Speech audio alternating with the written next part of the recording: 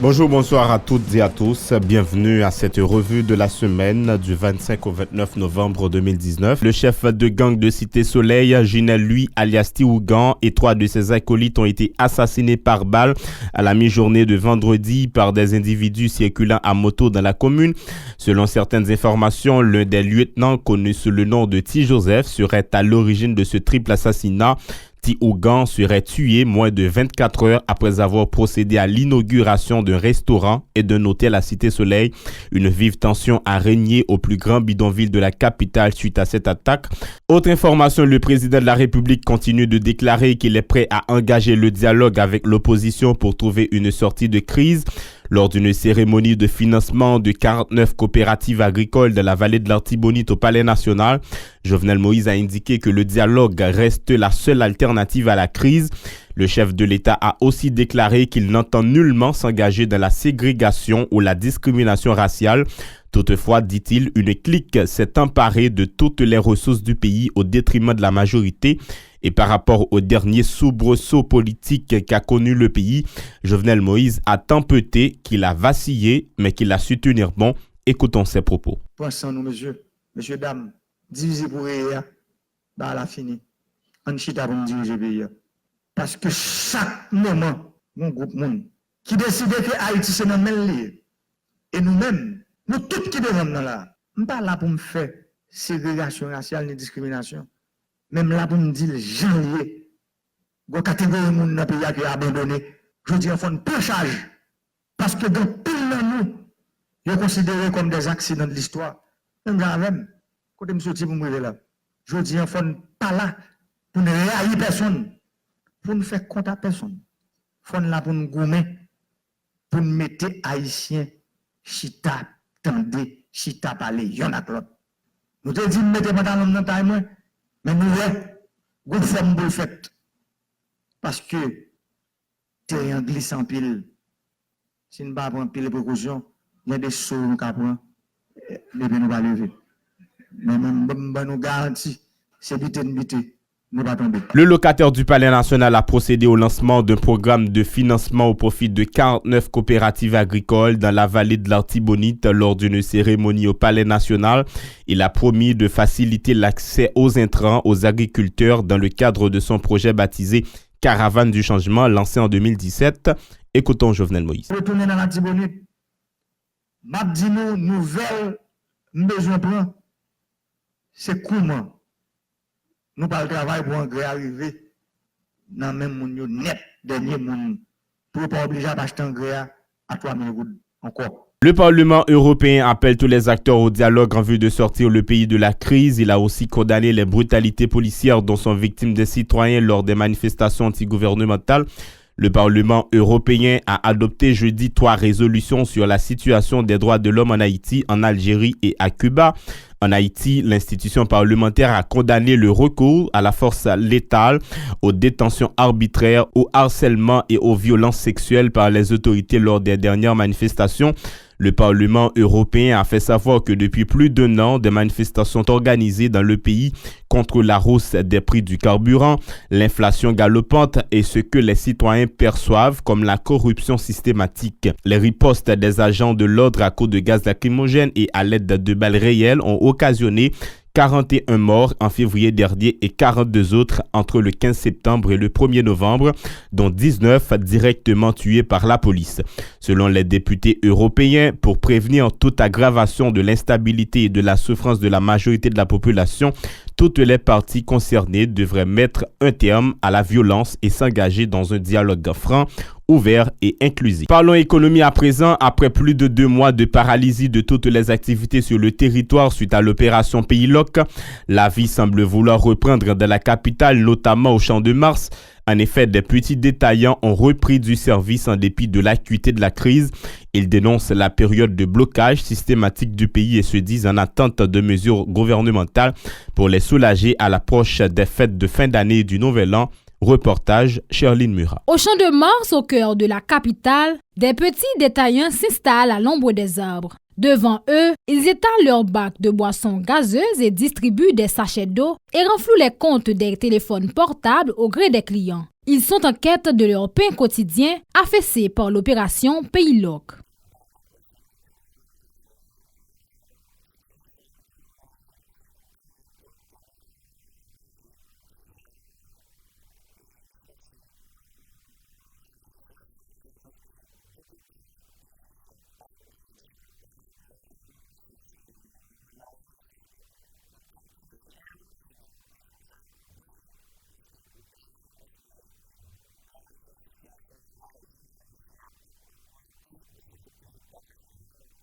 La crise politique a occasionné plus de 2 mois de blocage systématique de toutes les activités dans le pays. Un coup fatal porté à l'économie, notamment aux petites bourses, se lamentent ces petits commerçants. Déjà omniprésente, la rareté renforce l'inflation galopante et appauvrit davantage les citoyens, ont résumé ces petits commerçants.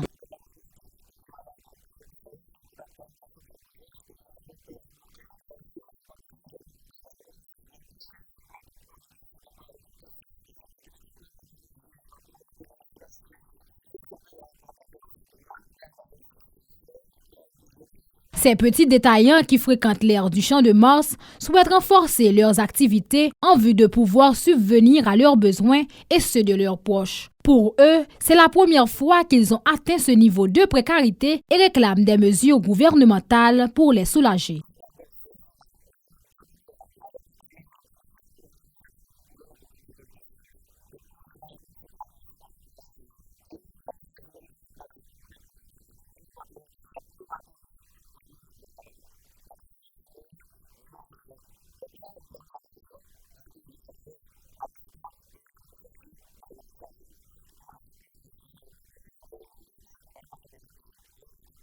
Ces citoyens se disent sceptiques quant à la volonté des acteurs d'aboutir à une issue favorable à la crise qui mine le pays alors que les fêtes de fin d'année approchent à grands pas. Le mouvement Troisième Voie Haïti a indiqué qu'il n'a jamais compté Arnel Bélizière parmi ses membres, ajoutant que toutes les déclarations qu'il aurait pu faire n'engagent que ce dernier, ainsi que les organisations politiques auxquelles il serait affilié.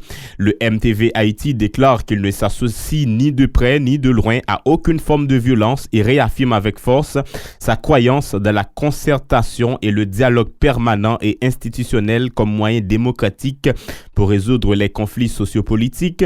Cette structure condamne toutes les actions qui portent atteinte aux vies et aux biens et déplore tous les actes de répression et de banditisme perpétrés sur les membres de la population. Le MTV Haïti s'insurge notamment contre les actes de violence récemment enregistrés au Bel-Air, l'assassinat le 24 novembre des 2 ressortissants français ainsi que le décès non encore élucidé du défenseur des droits de l'homme Charlot jeudi, selon un communiqué en date du 26 novembre portant les signatures de Schulz, Simsi Kazir et Réginald Boulos, respectivement secrétaire général et président du MTV Haïti. Autre information, le ministre AI de l'économie et des finances du gouvernement démissionnaire Joseph Jout a procédé mercredi à l'installation du nouveau conseil d'administration par intérim de la Banque nationale de crédit lors d'une cérémonie au local de l'institution. Plusieurs personnalités venues d'horizons divers ont pris part à cette activité. L'occasion pour M. Jout d'appeler les nouveaux conseillers à œuvrer en vue du renforcement de la BNC. Joseph Jout au micro de Mario Sylvain et Rigard. Monsieur le Président du Conseil d'administration, je connais votre parcours dans le système bancaire haïtien. J'ai vu les combats que vous avez engagés pour redresser d'autres institutions sœurs. Vous n'avez jamais ménagé vos efforts. Je vous invite à garder dans vos nouvelles responsabilités ce même dévouement dont vous avez fait montre dans les différentes fonctions que vous avez occupées. Mesdames, Messieurs les membres du Conseil d'administration, je vous encourage vivement à maintenir et à renforcer le système de gestion de la BNC. Vous héritez d'une institution en pleine expansion et en quête constante d'innovation. Vous avez donc tous une responsabilité de résultat. Vous allez devoir collaborer ensemble pour la réussite de toute l'équipe. Vous méritez ainsi la confiance placée en vous par le président de la République. Pour cela, Vous aurez besoin de la collaboration experte des directeurs, des cadres, ainsi que de tout du personnel de la BNC. Soyez déjà assurés de mon soutien inconditionnel et celui de toute l'équipe du ministère de l'Économie et des Finances. Par ailleurs, Joseph Jout a sollicité l'appui de la BNC en vue d'aider le Trésor public à absorber la subvention des produits pétroliers qui nécessite le décaissement de 2 milliards de gouttes à chaque commande. Le ministre, qui dit reconnaître que tous les indicateurs économiques sont au rouge, a indiqué que ces fonds pourraient servir à réaliser d'autres projets de développement dans le pays. Ses propos. Et moi-même, je commence par solliciter votre expertise pour une réflexion qui pourra nous amener à terme à absorber la subvention sur les produits pétroliers et leurs dérivés. L'État haïtien est en train de subir une subvention de 2 milliards de gourdes, soit l'équivalent de 23 millions de dollars américains pour chaque commande de produits pétroliers.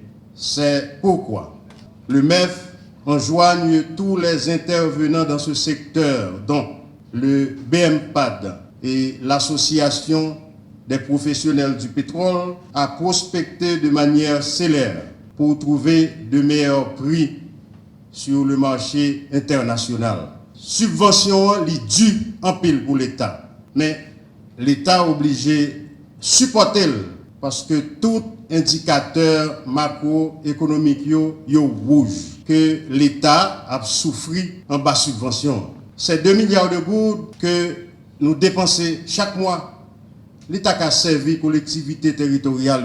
L'État baille l'État en pile moyen pour l'intervenir pour bailler population l'autre service.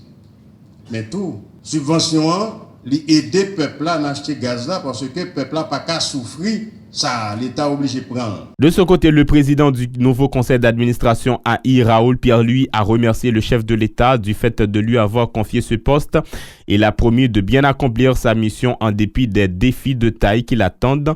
Suivez. Collègues se joignent à moi pour redire toute notre profonde gratitude au chef de l'État de nous avoir honorés de cette haute marque d'attention.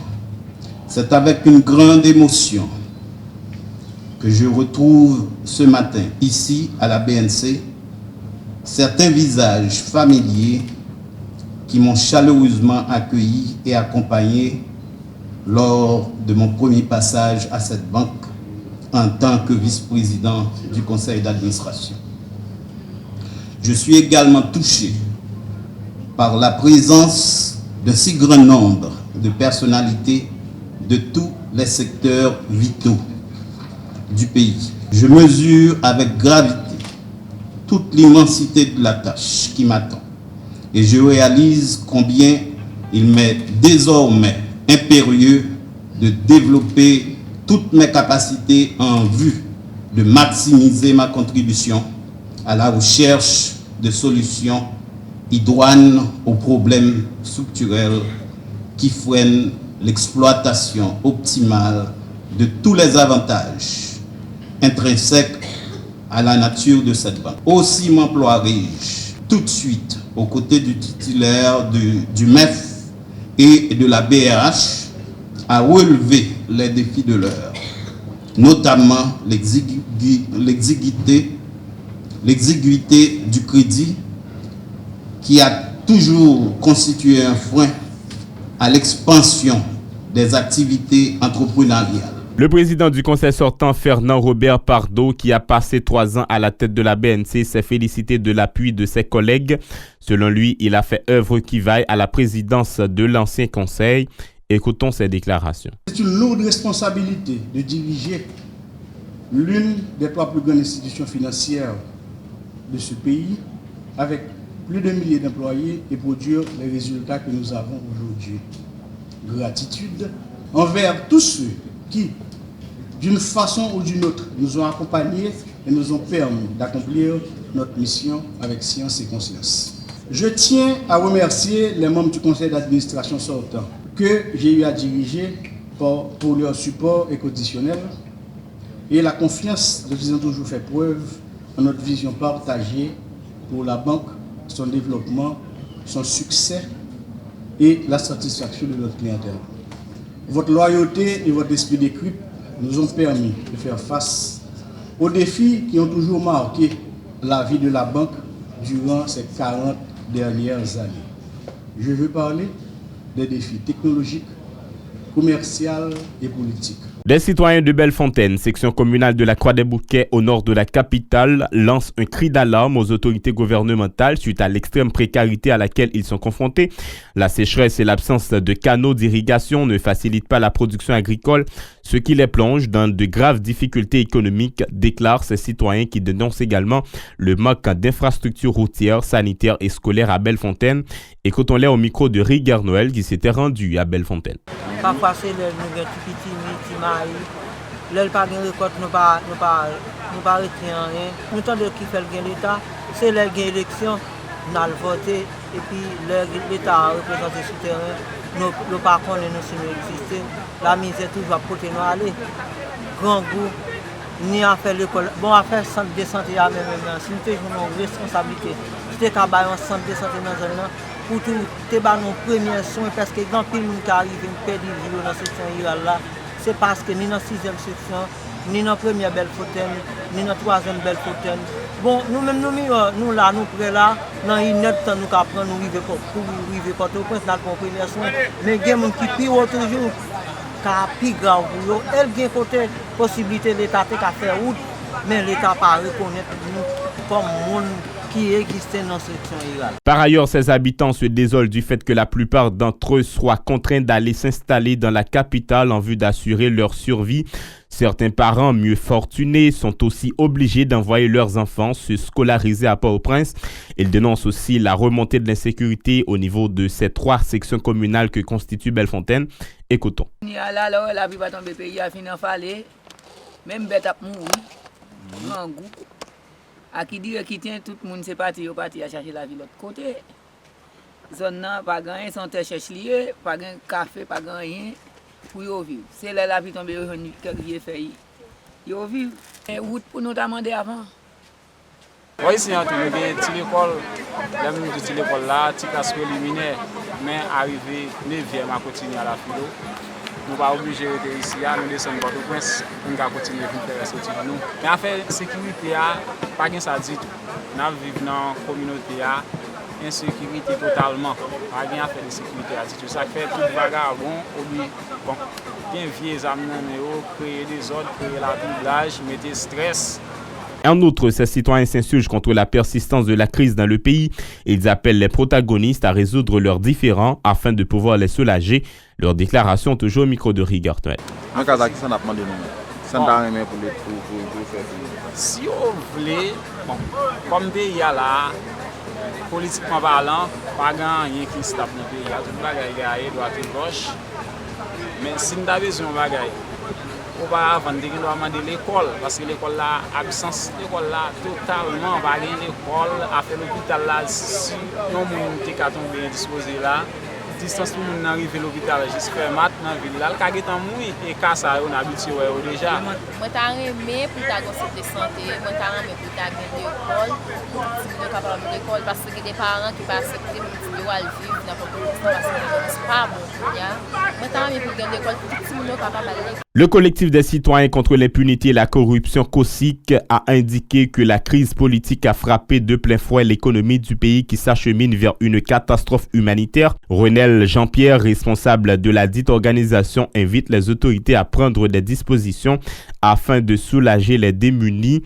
Renel Jean-Pierre au micro de Nancy Constant et David Mercius. Mouvement turbulence politique, mouvement instabilité politique, vous savez, monsieur a misé ils ont monté produits bien haut. Et des produits ils ont monté à 50%. Nous considérons que ça sont actes criminels. Or, nous gagnons un ministère qui est le ministère commerce qui est là pour régulariser le marché. Genre de situation ça, nous pas capables de rester inactifs, faut que nous dénoncer. Bon, on a conseillé l'État haïtien assumer responsabilité parce que le marché n'est pas capable d'en mettre en particulier. C'est l'État qui pour régulariser le marché. C'est l'État qui pour contrôle tout produit qui vend sur le marché national.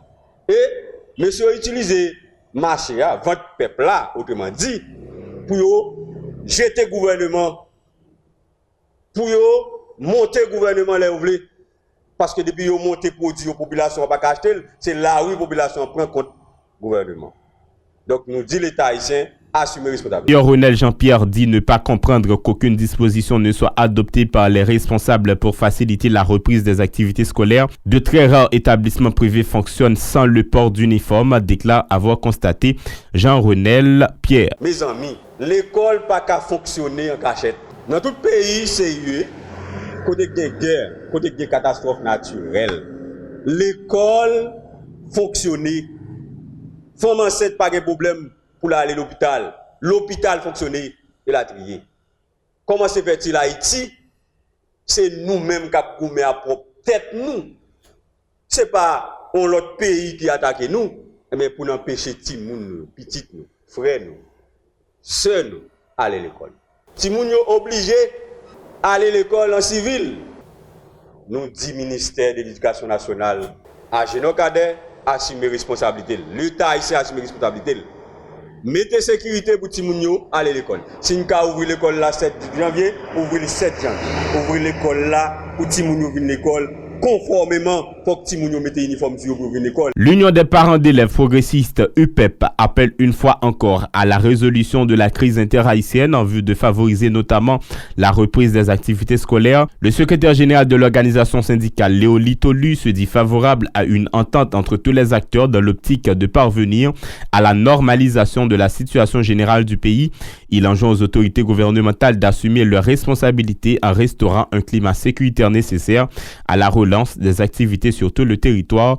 Léoli Tolu au micro de Johanna Faustin et David Berceus. C'est un qui d'alarme une autre fois, tout secteur dans le pays. Pour bailler une trêve pour l'école là qui a fonctionné sans qu'elle sauté. Et empêcher les élèves de perdre l'année académique 2019-2021. L'on considère qu'il y a plus passé 4 107 000 élèves qui ont dû aller à l'école depuis 9 septembre 2019 là, qui ne peuvent pas aller.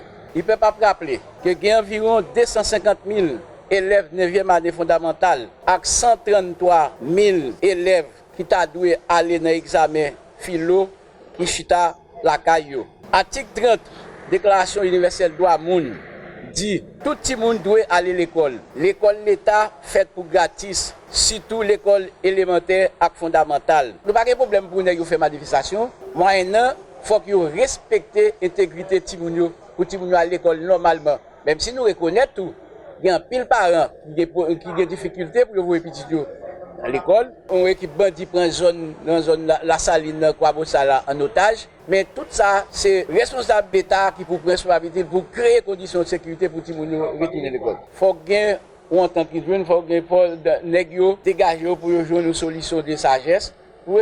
Des militants politiques appuient l'appel au dialogue lancé par le chef de l'État à l'opposition afin de pouvoir résoudre la crise.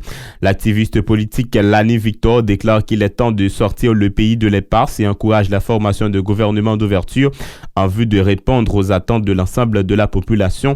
Lani Victor au micro de Mario Sylvain et Rigard Noël. Nous-mêmes au GACODA, qui c'est organisation conscience pour développer Haïti, sorti dans silence aujourd'hui pour nous dire avec tout le monde qui est responsable de la crise pays pour nous prendre chemin dialogue pour nous sauver Haïti.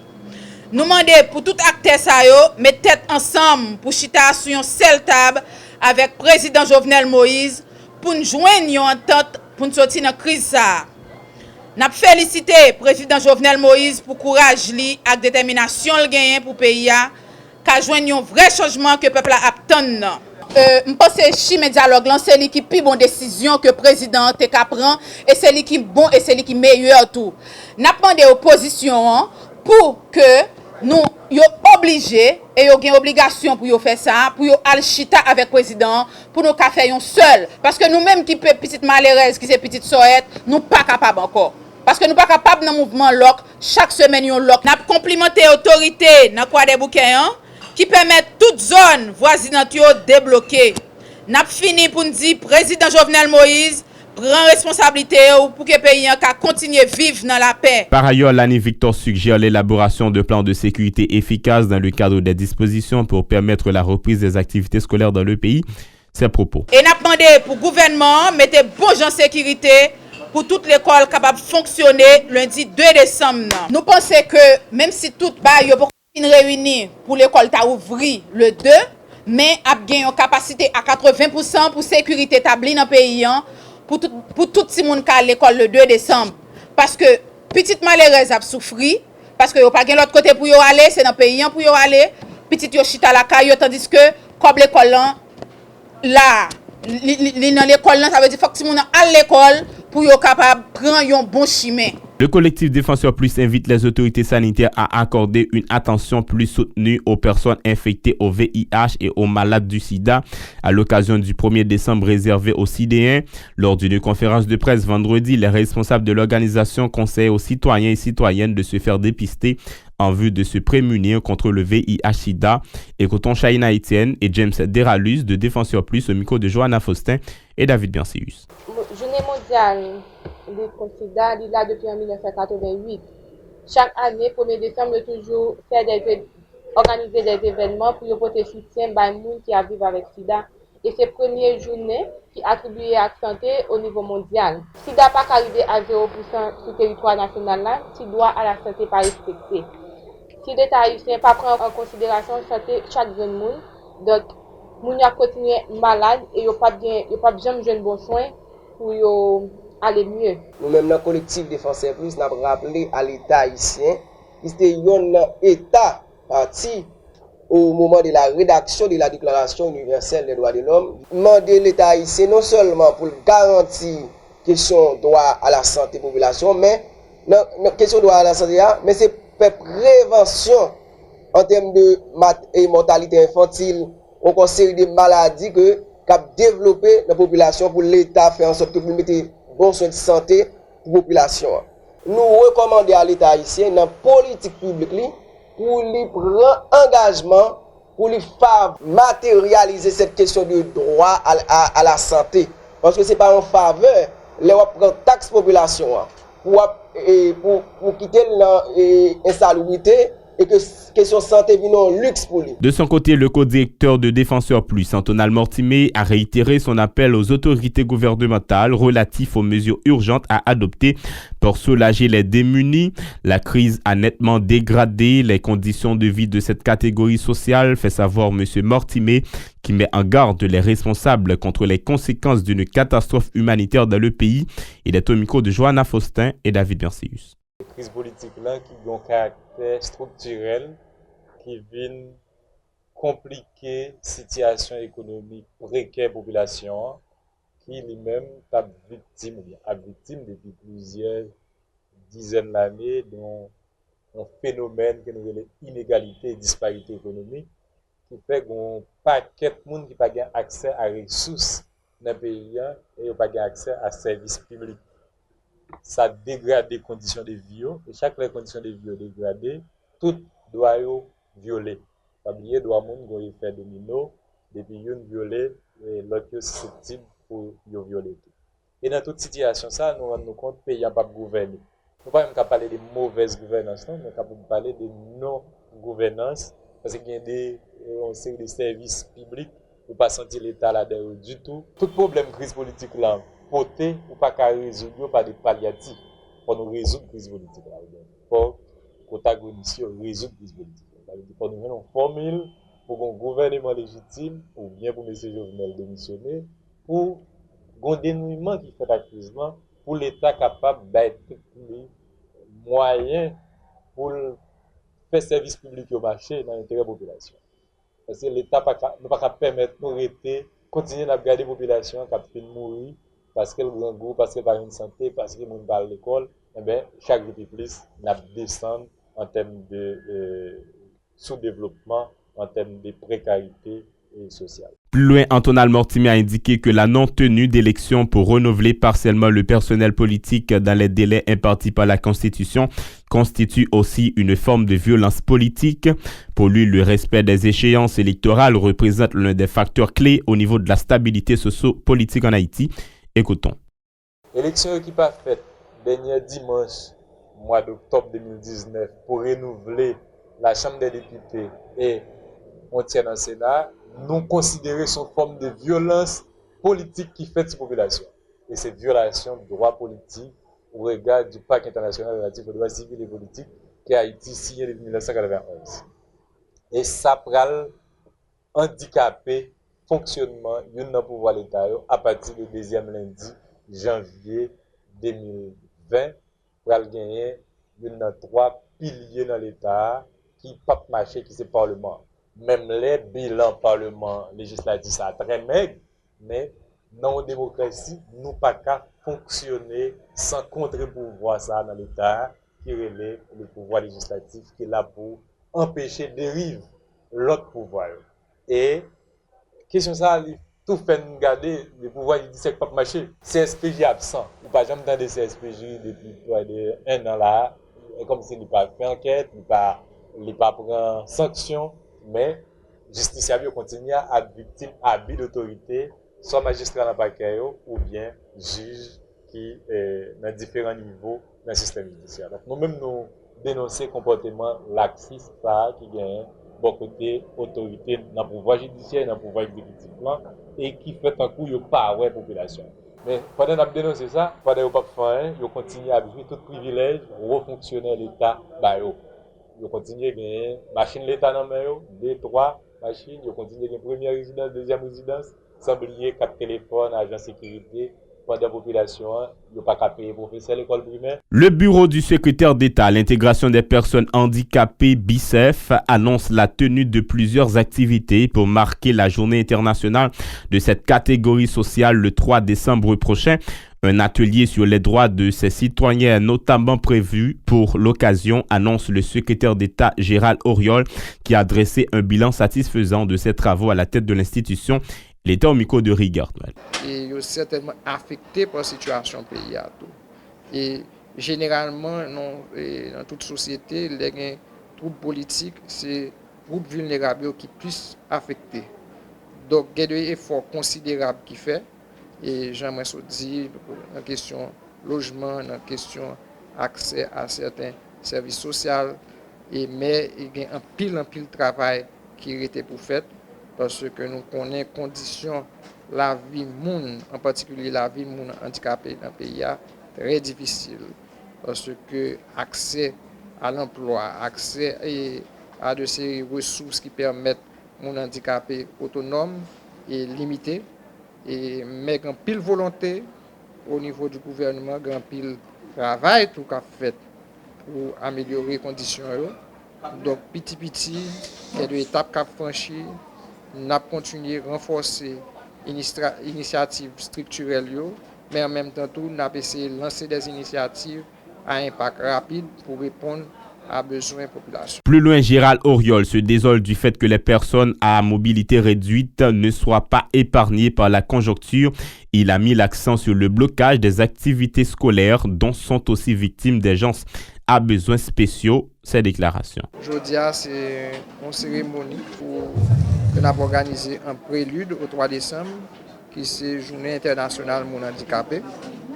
Et année ça qui a célébré en Haïti autour du thème co-participation sociale mon handicapé, c'est corée capacité pour agir.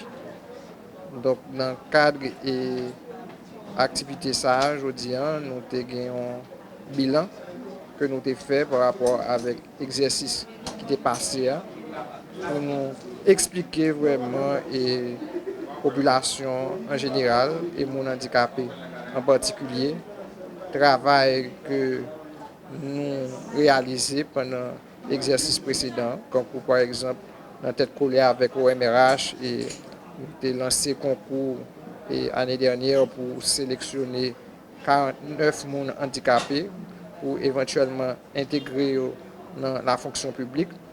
pour être capable de dégager, mais en même temps tout pour être capable de renforcer la qualité de service public, parce que c'est des jeunes professionnels qui ont une capacité, ont un engouement pour servir le pays, qui vivent avec un handicap, certes, mais qui sont capables de servir le pays, qui sont capables efficace dans le travail, et handicap là, pas en barrière vraiment. Ensuite, nous parler de diverses autres activités que le bureau a faites pour les questions logements sociaux que nous avons construit ensemble avec Foufour de Pou pour assurer que une série de monde handicapés qui vivent dans de mauvaises conditions mais capable de vivre dans de meilleures conditions, dans la dignité. Donc, Voilà ce qui met fin à ce journal. Merci à chacun de vous de l'avoir suivi. Restez sur la radio-télévision Pacifique pour la suite de la programmation.